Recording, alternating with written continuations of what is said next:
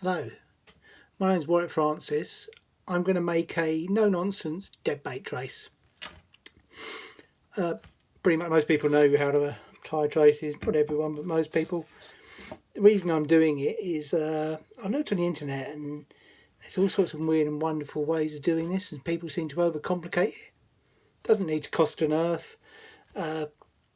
Very easy. My materials I'm using some owner hooks there. They're barbed ones. I'd say semi-barbed are probably better, but I can take the barb off the bottom treble. Wire. That's a Manson's multi-strand 7-strand stainless steel trolling wire. £30, 600 feet. Costs about £25. That's going to last you a long time. Over 10 years, I should imagine, depending how many traces you go through. Loads of wire. Such a long time ago I bought that. I can't remember when I bought it. When I make a trace, I do a trace audit every now and then and have a look, and I just remake them if they look dodgy. Recycle the hooks. I've got a pile of used hooks over there, which I sharpen and carry on using until I part them out. Anyway, I'll stop waffling and make the trace. Right, here's the wire. 18 inches for a dead bait trace.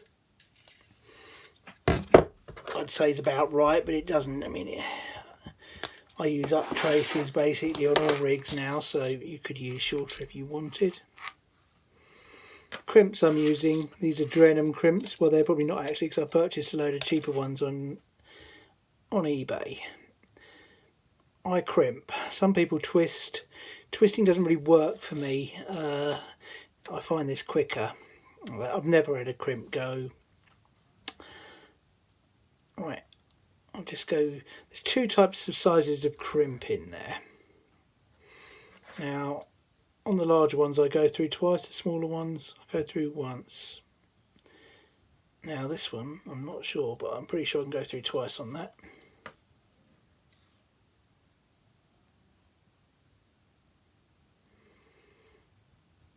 I'll try and be as frugal as possible for wire. Now I've gone through once, see the wire, and then I'll just tighten that loop down. Just leave it so it sticks out a little bit.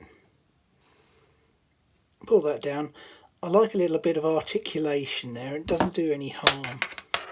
People use sleeves, and I really don't get that. They don't really help you catch fish. If anything, a sleeve is actually going to trap water. Your trace is going to go rusty and you're not going to see it. So I actually believe they could actually cost you fish. I don't think it matters which teeth on these fox crimping pliers you use. That's going to go nowhere. I don't even need to trim anything off the way I've done that. Right, second treble.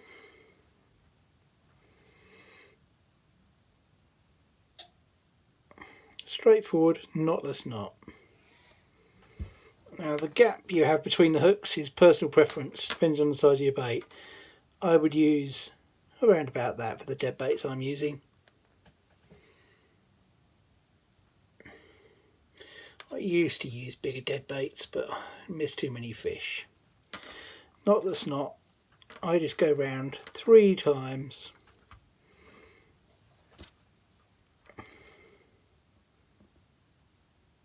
Through the eye. When you're tightening this up, make sure it doesn't kink. A little press there.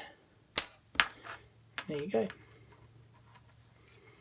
As I said, the one thing I'll do on this one is, because there's barbs, always take the bottom barbs off. There's absolutely no need to have barbs on the bottom. It just takes you longer. You can't help it, whatever you do. Every now and then one of those will go into a gut. And if you're using a barbless hook, it will take you a matter of seconds to get it out. Now, if you use a barbed hook, which I have done, sometimes I've blamed losing fish on using barbless hooks, and it just takes longer. It's fiddly. You can get them out. When I had a fish this year that I'd set the camera up, I thought it might go 20, but maybe it's an age thing and my eyesight's not as good as it used to be. But I wasn't happy with the time, so I looked at it as I was looking. I thought it's not 20. Didn't bother weighing it. Got it straight back in. Right. This is something I do that's slightly different. Everybody I look at on the internet suggests putting a swivel here. Some people even say a diamond one with. It's absolutely no point in that at all, the way I do this. Now, what you can do, and I only do this on live bait traces, is I do put a sleeve over there, and I'll show you why in a minute. This, I'll take it straight off here afterwards. I don't need it on a dead bait trace. This is actually when the smaller crimps come in a bit handy, because they will go over, the sleeve will go over a smaller crimp slightly easier.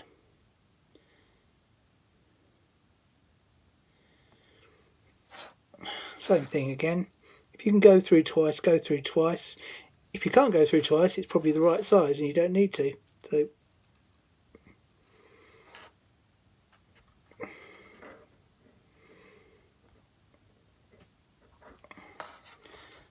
turn that down again. Now, lots of people are using all sorts of weird and wonderful wires. 49 strands, 20, cost a fortune. I'm sure it's tack. I really can't see that they catch you more fish on this sort of fishing on a dead bait. Having a 49 strand wire, maybe if you're live baiting, it'll give it a more supple. I did 20 odd years ago. I went through a phase of using caliber wonder wire. I was slow trolling one of the first trout water syndicates, and I thought it was giving me an edge. There's the loop in the end there. But then there was two anglers on that in that syndicate who used to use Mitchell 300s, 1.5 pound test curve rods, the most brutal of tactics, and they went on to catch countless 20 and 30 pound fish, to fish over 30 pounds. They did better than the rest of us. They didn't even have fish finders in those days. Right. Now, you can see I've got a sleeve on there. The only reason that sleeve is on there is some of these swivels. I think I get these from Gardner. Now, I would keep the swivel on your tied to your line. It doesn't need to go on here. So when you connect the trace, you can put it on like this. Or if you've got a normal swivel, just have a normal clip. Normal clip goes on there. You don't need this sleeve. That gives you more articulation, which I think comes in handy. Pike are a bit more cunning than we think they are. Looking at some of this underwater footage, sit there analysing baits. Right, so that's on my line, and all I do is I just tighten that up. Now, one of the weakest links, people prattle on about all sorts of things. Clips are my bane, and a lot of anglers I know. Clips have got a nasty habit of opening up. They become weak. I've never ever had one of those go. But as I said before, I use a normal swivel with a clip, a strong clip, on my normal traces. But that comes in really handy for live baiting, because it will, the rig, I'll do another video. I've got a couple of rigs I do. The live bait helicopter rig, you have to use that. It wouldn't work with another way of making a trace. But that's the finished trace. So I'm saying, people are using titanium with split rings. I don't see the point at all. Costs a fortune, pain in the arse to make. The trace is a lot heavier, a lot thicker, and you put split rings. The time it takes you to change the hooks is probably, I bet I can make a trace a damn sight quicker than that. Traces take me no time at all to make. There you go.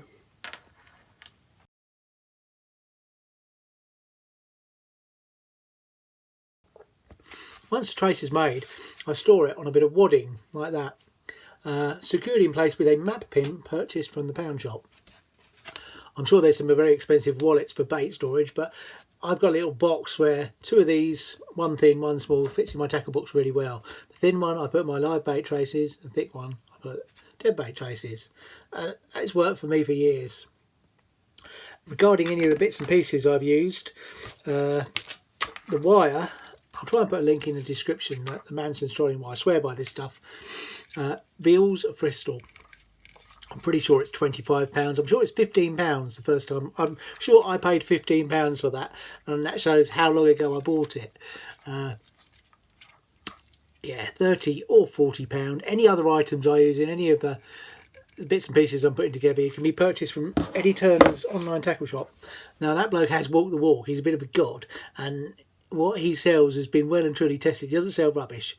Some of his oils are brilliant. I use that, and he sells all sorts of hooks and this and that, floats, and it always gets it out to you the next day, which is brilliant. And if you've got any comments, maybe I'm missing a trick by not using titanium traces and using 2 swivels on my rigs. I mean, everyone's got their own way of doing things, and I'm always open to suggestions.